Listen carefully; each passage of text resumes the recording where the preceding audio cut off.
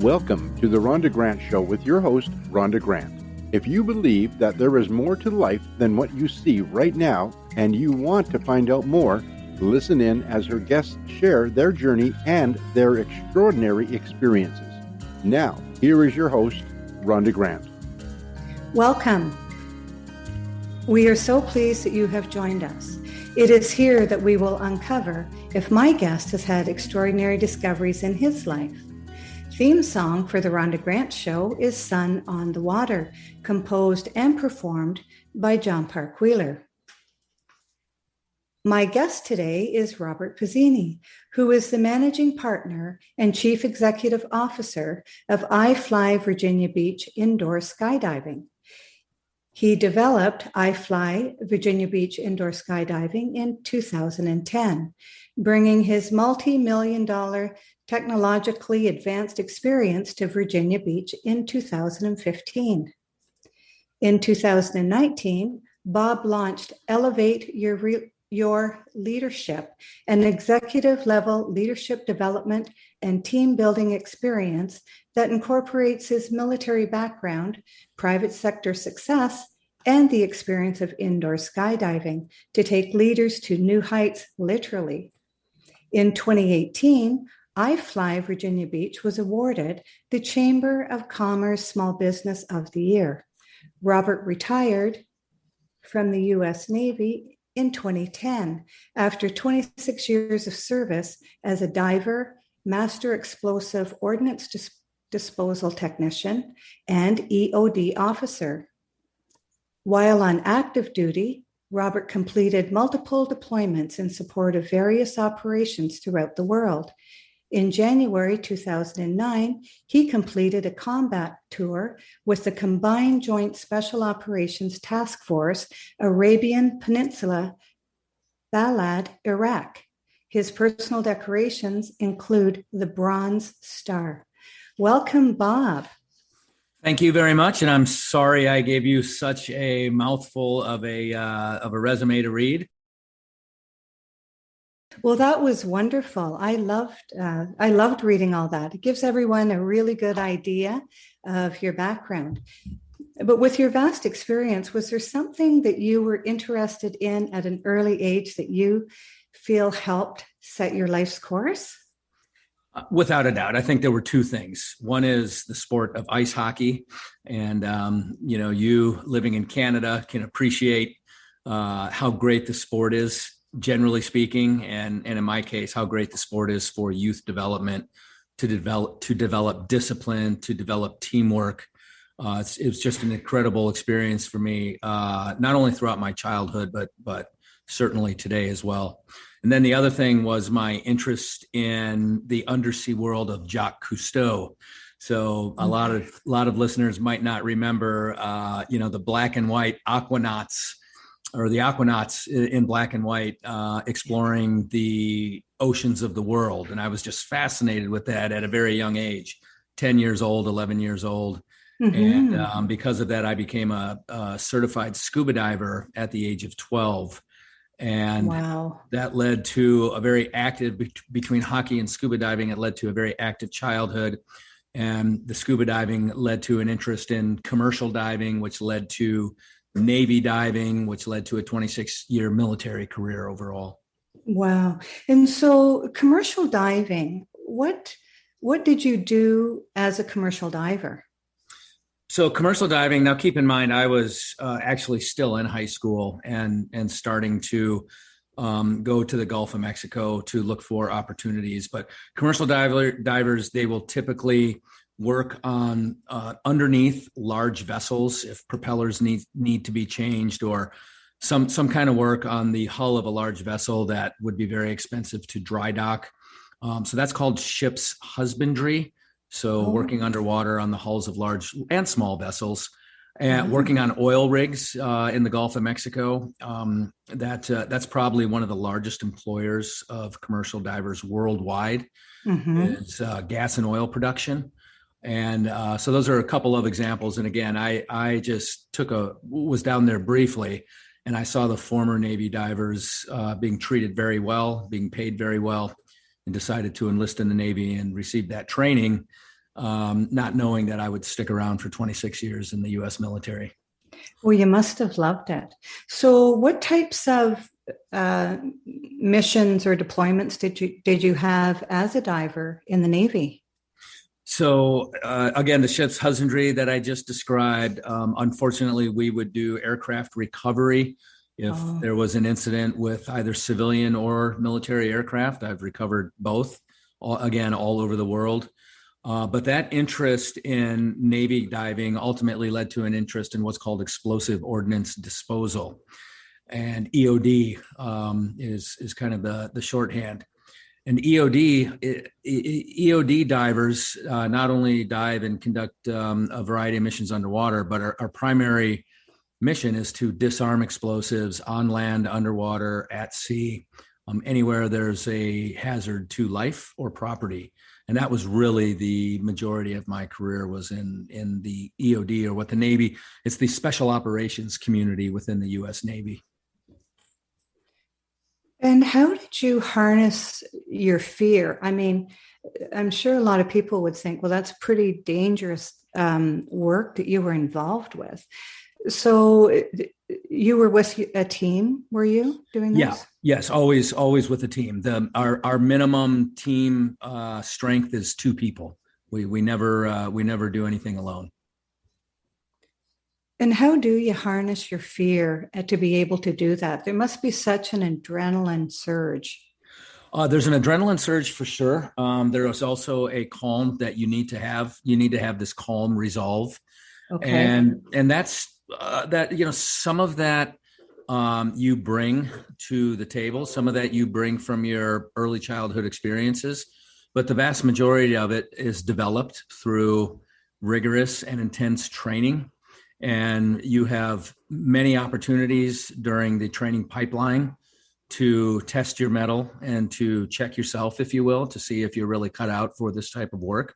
Right. But you check yourself as an individual, but then you're also looking to the person to the left of you and to the right of you, because ultimately those are your teammates who are going to carry you through the day, and you're going to carry them through the day. So the sooner I understood the team dynamic, the better I performed as an individual and the better my team performed. And it's the exact same realization for everybody else on the team.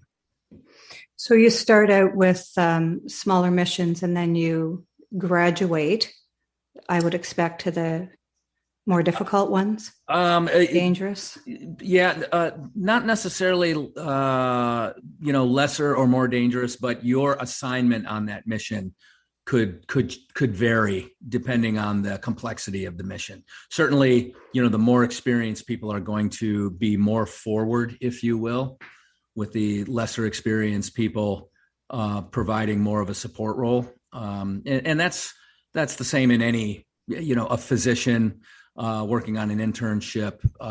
It's really the same in any profession. Mm-hmm. Do you have defining moments during the Navy? Oh, sure. I mean, I think defining moments are an important thing for anybody to capture. So I have a few defining moments, throughout my career that I reflect on every day. One defining moment in particular was when I did not 100% comply with a directive, a change in the way we were going to do business. And I made a mistake on that particular mission. My commanding officer at the time could have issued very severe punishment. Actually, my career could have ended at that time. But this leader was very bold in his leadership and had great confidence in me to recover. And he put me on a path for recovery. That is something that I think about every single day. So a defining moment for me is you owe your leader 100% every day, all the time. There's nothing short of that that is acceptable. And as a leader, you have to expect and require 100%. The third part of that is people will come up short. People will come up with less than 100%. Mm-hmm. But if they own it and if they're bought into it, put them on a path for recovery. When you came over to the private sector, did you have to sort of adjust how you worked with people, bring it down a notch or two when you began to work in the private sector? I definitely had to go through a learning curve. So my first few years in the private sector, I worked for a defense contracting firm. So many like-minded retired people who had the same skill set. So that was almost like transferring to another job in the military, really.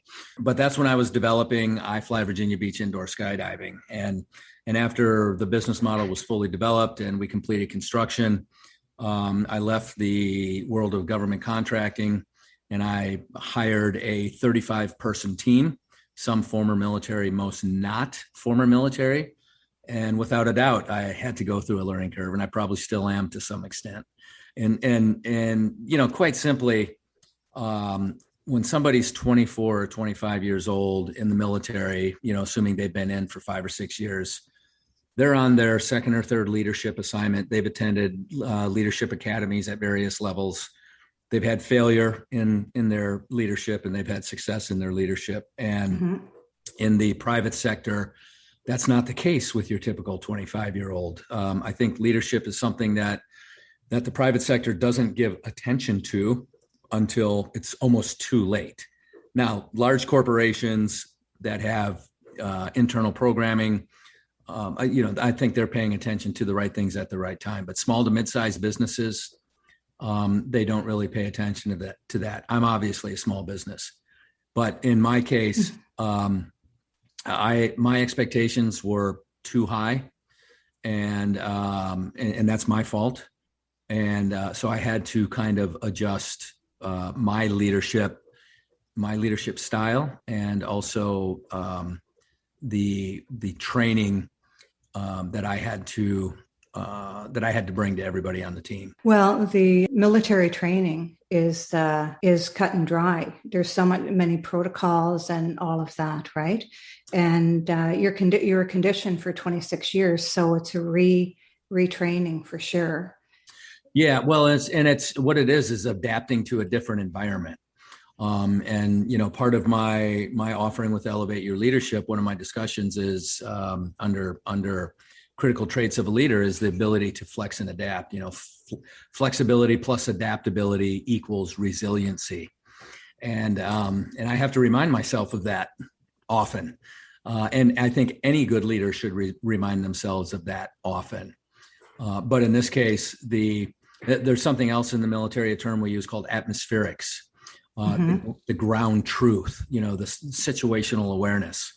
And the ground truth is different in the private sector than it is in a military organization. And once again, it just took me a little while to see that and to realize that, and then ultimately to adapt to it.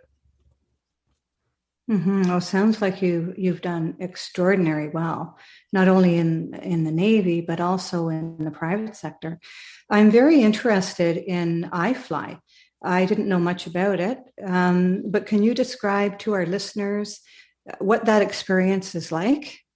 Sure. So iFLY Indoor Skydiving is just that. It is a facility with a large flight chamber inside of a building. And this flight chamber perfectly simulates what it's like to free fall through the sky or to jump out of an airplane. The big difference is rather than gravity pulling you towards Earth, which is what happens when you exit an airplane, a cushion of air is actually propelling you upward. So the wind comes from beneath you and you are floating on a cushion of air. The net effect is the exact same. If I want to drive forward or drive backwards or turn to the right or turn to the left, or what's called vary fall rate in the sky, I can fall faster or fall slower. In the flight chamber, I can make my body come down or make my body go up depending on the adjustments that I make. So it's a perfect simulation of skydiving, but even more importantly, it is one of the most funnest things to do in the world. Everybody's had the dream of flight, and kids as young as 3 can participate in indoor skydiving. Wow. It is a cushion of air that has glass on all sides, so wall to wall, so there's no falling off of anything. If you're afraid of heights, then don't allow yourself to go up more than 2 or 3 or 4 feet. And an instructor is either hands-on or within arm's reach to make sure the experience is both safe and fun. So kids as young as 3, and this is something that that generations of people can do together. Sometimes we'll see the 3-year-old, her 30-year-old mom, and her 70-year-old mom. Birthday parties, bachelor parties, corporate groups, we do quite a bit. So it's an incredible experience. And I own iFLY Virginia Beach. However, there are 35 iFLYs across the US, and I think there's 4 or 5 now in Canada as well. So it's a tremendous fun experience. It's a family experience. It's 18-year-olds on date night out. It's a baseball team or a hockey team having their end of season banquet. It's just all of the above. And when you say adjust what you're doing when you're in iFLY, are you talking about adjusting your body to go this way, that way, backwards, forward? What do you mean by that? Yeah, that's exactly right. You literally are flying your body like it's an aircraft. Okay. When you're floating on that cushion of air. So you are 100% in control. This is not a ride. You don't strap in and hang on. You are propelled by the wind, and it's up to you how you maneuver your body, again, to make yourself go forwards or backwards or spin to the right, spin to the left. Enter, exit the flight chamber, hover stable, go up, go down. It's just the most fun in the world. And so when you arrive with the people that you're going to be skydiving with, do they give you, do they teach you ahead of time? Or is it something that you just experience while you're in the chamber? No, so the whole experience, let's say you came with a group of 4 or 5 people, your family members. Yeah. The whole experience would be about an hour and 15 minutes or so. We get you checked in. And then we go to a classroom, and you spend about 20 minutes in the classroom with your instructor. And after the classroom phase is done, we have to get you geared up. So a flight suit and hearing protection and helmet and goggles. And if you don't have the right shoes, we'll give you the right shoes and get you ready to go, get your helmet on. Any last minute questions. And then in groups of up to 12, we enter what's called the staging area of the flight chamber. And then one by one, each person in that group rotates through and they do their flight. Flights are 1 minute in duration. So you may have purchased a 2-flight package or a 3-flight or a 4-flight, depending on how adventurous you're feeling that day. Makes me think of the time that I was at a Tony Robbins convention, and we were being conditioned to walk across a bed of coals. And I'm sure it's kind of like that. Is you have to sort of, for me anyway, I'd have to get myself geared up to do something like that.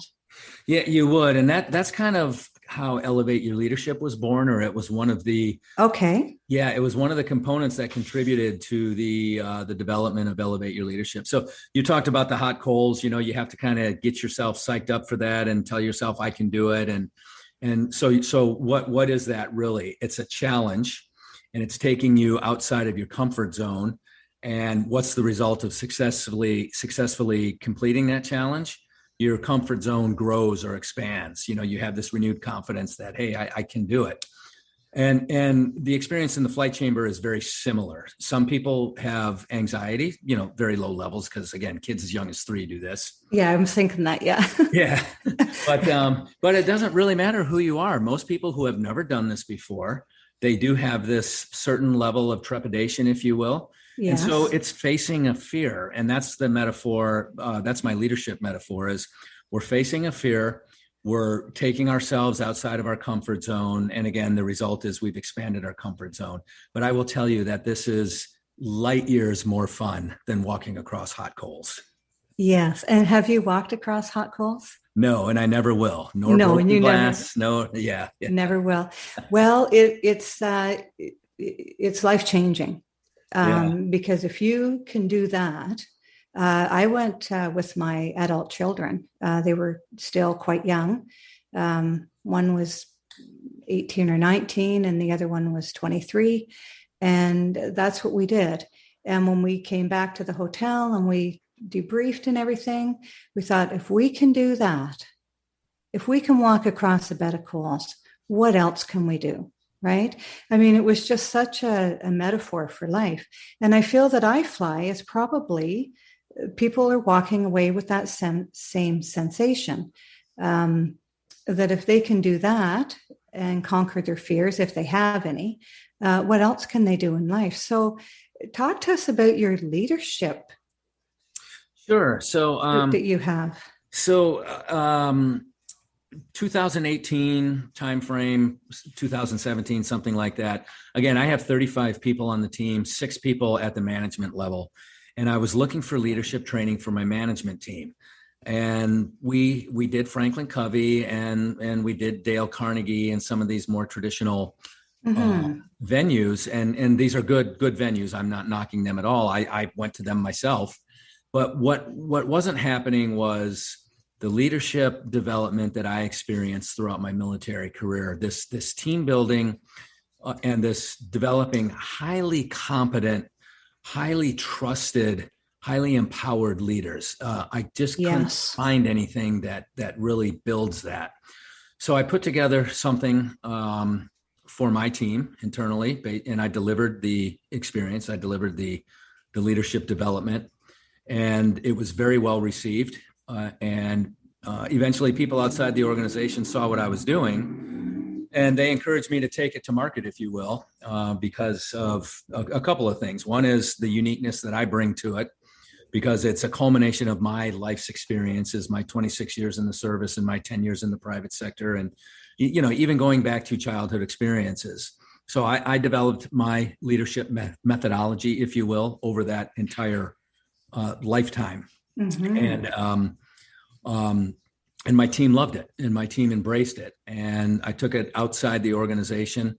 And it's also a very fun experience, with or without the flight experience, because when COVID hit, I had to pivot to the webinar format. Yes. But that's a good thing too, because now I do one webinar a month, and they sell out, and it's a very positive experience. And again, it's CEOs and executives and up and coming leaders meeting people who are in similar situations in their professional life, but these are people from around the world now who are interacting with each other. And so it's just been an incredible experience in that webinar format. But it was originally designed to take place in our beautiful boardroom at iFLY Virginia Beach, which overlooks the Atlantic Ocean. Nice. And it's a very high-end experience, but it's a very fun experience. And I used to wear a nice stiff collared shirt for the experience, but I don't even do that anymore. No stiff shirts allowed. We're just going to get down to the nuts and bolts, and we're going to have some fun in the process. Mm-hmm. Well, and because it's a webinar, it's easy to be global when it comes to that, right? It is, and that's been great. And we have had people from your home country, Canada, France, Germany, Australia. It's just wonderful to have people from around the world participate. Well, it sounds like you are another pioneer when it comes to leadership training, because it is something that's not readily available unless you work for a big corporation and that they have subscribed to that type of training. Oh, sorry, go ahead. Well, I was going to say the other thing I find with that, even in the big corporate, it's very linear. It's very XYZ, Right. And I hate to use the term executive when I use the term executive, because it implies this process and leadership, I have found, is not as complex as a lot of these leadership institutions make it out to be. Mm-hmm. Now, I'm not saying leadership is easy, because oftentimes it's not. But it's not this complex monster that only the highest schooled people on the planet are qualified for. It's quite different than that, and that's what I flush out throughout my entire offering. Is I do call it the art and science, but the way I define the art is my definition. It's different than anything you've been exposed to. The way I define the science, I promise, is 100% different than anybody's been exposed to. And the way I build a foundation through the art, the science, critical traits, this gives people an operating system to be a leader under all conditions. Wow. That sounds amazing. Well, to put all of that together, you have to have such creativity and also know that there's all those attributes that go into it. Yeah, no question about that. And that comes with experience. There's my definition of leadership is enabling others to accomplish their objectives. Or if you just want to make it a 2-word definition, it's enabling others. Mm-hmm. But the rest of that definition is to use my education, my training, and my experience to enable others. And those are 3 things that are key to solid leadership: education, training, and experience. You have to have all 3 of those. Education without experience is simply philosophy. Yes. And a highly influential leader. And when I say highly influential, I mean that you effectively lead a large amount of people, starting with yourself, over a long period of time, because longevity is really, it's what leaders desire, or it's what they should desire. They should seek longevity, try and be a great leader for many people over the longest period of time I can be. Mm-hmm. And one of the things that I find just wonderful is that you're taking all these skills and you're actually doing some coaching, aren't you, with hockey? Well, I coach hockey. I coach executives. But these skills are interchangeable, if you will. I go to hockey coaching seminars. So I coach high school hockey right now. And in America, we have a 5-tiered system of coaching qualification. And I've attended all the way up to level 5. The coaching academies. And what I've learned throughout my coaching education has also applied to running my business and to being a good member of my community and to being a good husband and a good father. These lessons in hockey leadership, they really apply across the board. And I would say it's the same with my business. The purely business leadership principles, they apply to the hockey team as well. And when you get out and about and try and learn as much as you can, you find these bridges to connect all of these different things, and it's really a wonderful thing to experience. And what did you learn from the ones that weren't so good, Bob? I learned that, number one, don't be the kid's last coach. Don't be the reason that child is not going to come back to the sport next year. And I had a coach or two who definitely chased me away from, and when I say chase me away, I don't mean like, hey, no, you're no good, we don't want to see you next year. I mean that I didn't want to go through all that stress and pressure of playing for that coach again the next year. So that's one example of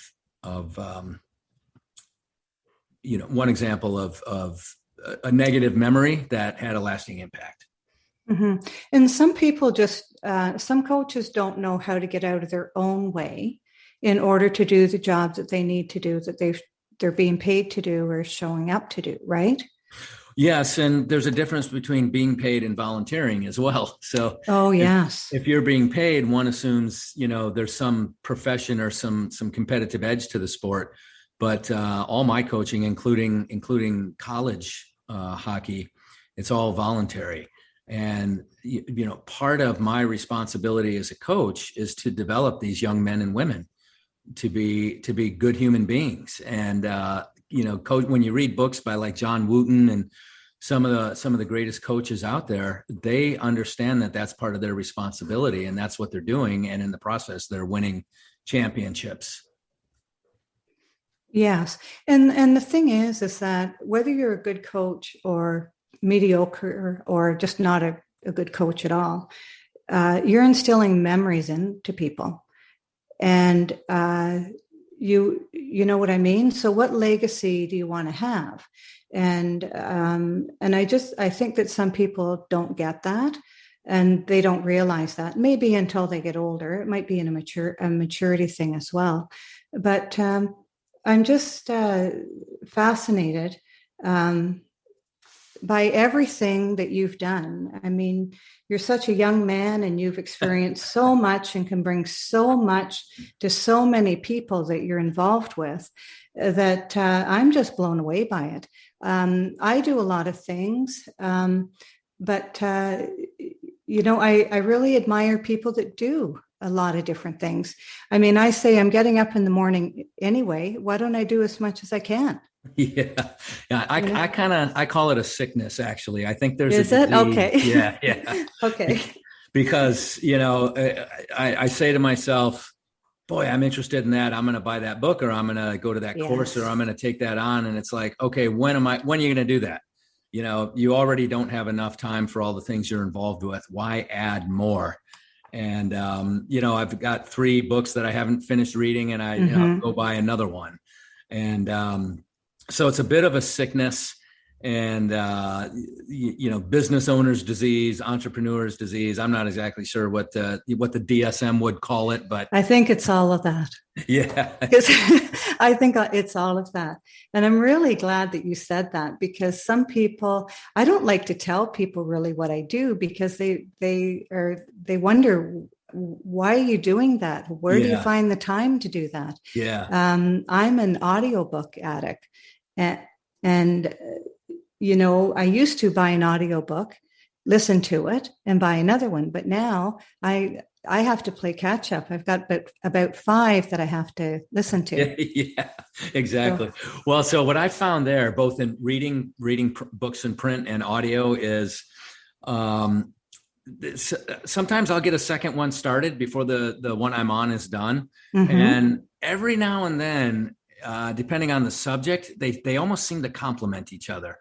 So when I'm starting to slow down on one, or lose interest, I'll get a different one going. And then for some reason, it makes me go back to the original one. So anyway, I don't know what that is, but it's cool when it happens. Yeah. Well, and I mean, sometimes the promise at the beginning that you're waiting to find out exactly what they want to tell you, you have to read like 4 or 5, 6, 7 chapters before they, give you the goods. And sometimes I lose momentum too if it takes too long for me to find out what I actually bought it for. Yeah, right? Yeah, exactly. I'm actually writing a book right now. Okay. Yeah, so I'm very conscious of that. I have after the preface, I have something called ground rules, and it's these 10 little steps to get you through the book. To keep you motivated, keep you interested. Exactly. Yes. Well, that's great. When I wrote my book, my goal was that every chapter could stand alone, that there was a message in every chapter, and then a directive to the reader. And I think that once you read a lot of books, you realize what you want, how you want to build your book, right? Because that's what you're doing. 100%. Could not agree more. Every book I read now, I go, oh, they said that earlier, and then they just said it again. So it's their road mapping, right? They're telling. It's just like when you do your graduate papers.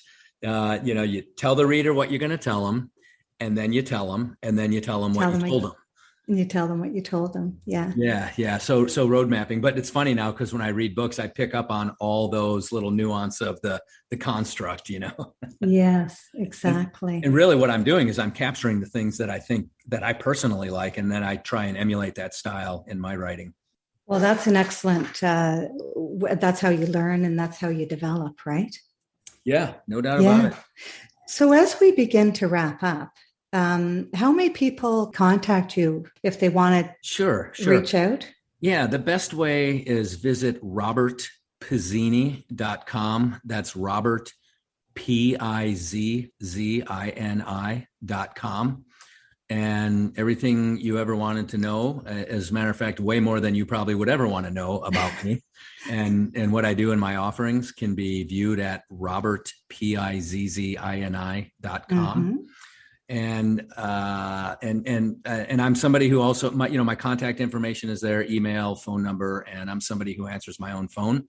So if people want to talk to me and learn more, or learn about my offerings, or have me engage in corporate events, or or have me conduct an event at an iFLY, or if somebody wants to come and visit beautiful Virginia Beach and participate in my leadership offerings here, either individual, group, team, or corporate, I can accommodate all of the above. And we have fun while we're doing it. Well, that's the best thing. I mean, why not have fun, right? It's exactly right. We learn from each other and we have fun. My experience is a facilitated discussion amongst people who have a lot to offer. We all have a lot to learn from. And so there's great value in conversation. And then there's fun in flying. Yes. Well, I'm intrigued with the flying. I really am. And I was never one who would have said, I would like to do something like that. But I did a little bit of research and I thought that I might do that when I'm in Toronto sometime. Yeah. And I shouldn't say that I will never walk across hot coals. I don't like to use absolutes. Never say never. Yeah. So who knows? It could happen someday. Oh, yes. Well, when you're there's some hot dogs or something I can throw on the coals as well. Yeah. When you're being conditioned by Tony Robbins, you feel like you can do almost anything. And so it was a great experience for sure. But do you feel that you've been called to this leadership role that you're doing? So I've been called in I would say a minor way. Okay. And that calling is the application of exercise and education. Those two things have been almost a daily process for my entire adult life. And if it hadn't been for my focus on exercise and education, I wouldn't own a multi-million-dollar business. I wouldn't be writing a book. I wouldn't lead. And when I say lead, I mean, hopefully have a long-term positive influence on the lives of those that I lead. I want to positively impact them. I wouldn't be conscious of all that if I didn't focus on exercise and education throughout my entire adult life. What extraordinary discoveries have you found in your life? So refer back to my last answer. Yes. The extraordinary discoveries I have found is that the body is built in such a way to survive and thrive. And, surviving is food, shelter, water, and thriving is an understanding of how the body works. And your brain and heart, for example, the importance of controlling your heart rate, your resting heart rate, your active heart rate, your heart rate variability. The body has all these mechanisms that we don't fully understand at this point, although we know a lot more than we did even a few years ago. And the more each individual understands how your body works and how you can control it, the better outcomes you're going to have in all aspects of life. Boy, that's wonderful. Thank you very much. And that's a big component of the science of leadership. As when we do the Elevate Your Leadership experience, I dive very deep on 6 factors: rest, hydration, nutrition, exercise, brain and heart health, and lifelong learning. Those 6 things are a key component to leadership and to success and happiness. Well, I'd like to thank you for joining us, Bob. Your life has been one of courage, bravery, and strength. And it's an inspiration to others who may right now be contemplating their next step in their journey. Well, thank you so much, Rhonda. I appreciate the opportunity to be here. I enjoyed our discussion, and maybe we'll have another one day. Oh, I truly hope so. It's been fun. And you've taught our listeners, you've taught me, and you've taught our listeners a lot in such a short period of time. So thank you to my extraordinary guest, Bob Pazzini, Pizzini. If you want to reach out to him.com. This is Rhonda Grant with The Rhonda Grant Show, author of Magical Forces Within, Extraordinary Discoveries in an Ordinary Life, inviting you to look for the magical forces within yourself today and every day. Thank you for joining us. Thanks for tuning in to The Rhonda Grant Show with your host, Rhonda Grant. If you would like to find out more information about Rhonda and her upcoming guests and the work that she does, go to her website, rhondagrantauthor.com. That's rhondagrantauthor.com.